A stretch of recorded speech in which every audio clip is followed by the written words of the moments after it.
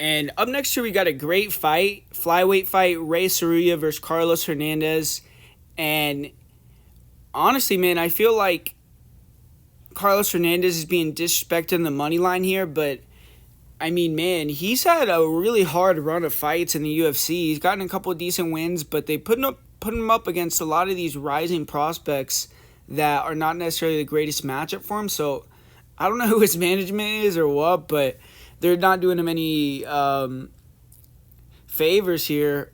And this is another tough fight here where they're bringing in Rei Tsuruya, and Hernandez is a huge underdog. Obviously, Hernandez had issues with long grapplers. Both of the guys that he's lost to in the UFC have kind of fit that bill, but I do think he's a live underdog in this fight. I mean, Rei Tsuruya is definitely a good prospect. He's young, he's confident, undefeated, pretty solid grappler.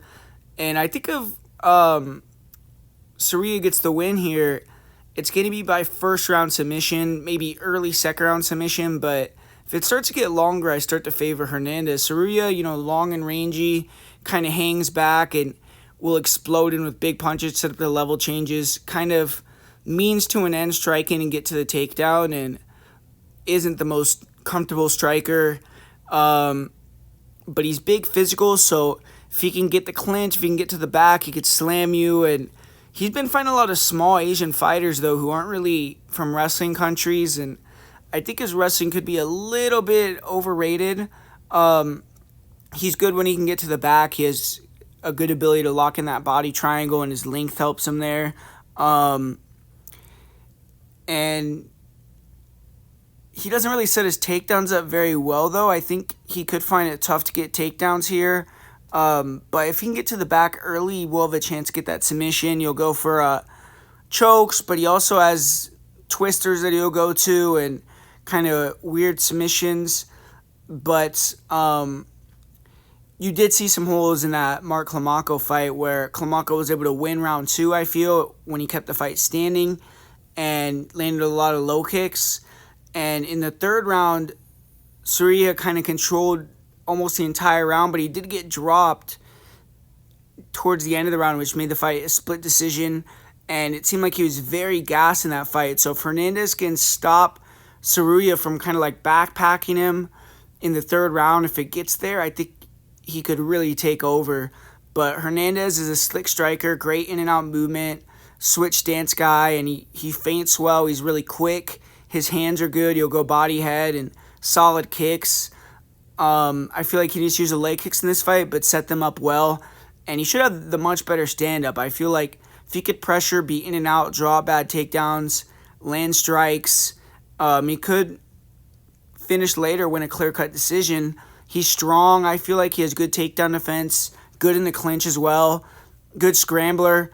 And sometimes in the scramble, he gives up bad positions and he's gotten subbed. But in this fight, I think he could be fine, on the ground as well, especially if he's in top position. We haven't really seen Seruya off of his back, but ultimately I think the best game plan would be to stay standing, kind of not engage in any of that. You saw with Tyra, it seemed like he was a little bit too willing to engage in the grappling in the first round, which gave him some issues. But outside of the shots up the middle, I feel like on the feet he's going to have smooth sailing, and I don't think Seruya really is that technical to throw straight punches or front kicks or anything like that. Seruya is a good prospect. Maybe he could sub Hernandez early, but I think Hernandez is going to use that vet savvy, move in and out, pressure, feint, draw up bad takedowns, get Seruya tired and beat him up, and he needs to be ready to get dominated in round 1, come back hard in round 2 and round 3, and if he can do that, I think his chances of winning are really good. Seruya is a beast, but I think his MMA wrestling isn't as good as it seems. He hasn't fought great grapplers, and the one fighter he fought with a good wrestling background, it went to a split decision, and Mark Climaco is not a great striker, doesn't have the movement, footwork, volume, even probably athleticism that Hernandez has. So I'm willing to take a risk to look sillier and back Hernandez. I think he's skilled everywhere, far more experienced. He should be better on the feet, more conditioned. He's had the full camp for this fight. He was going to fight Cody Durden, who's also a really high-level wrestler, someone that I think is significantly better than Rei Tsuruya.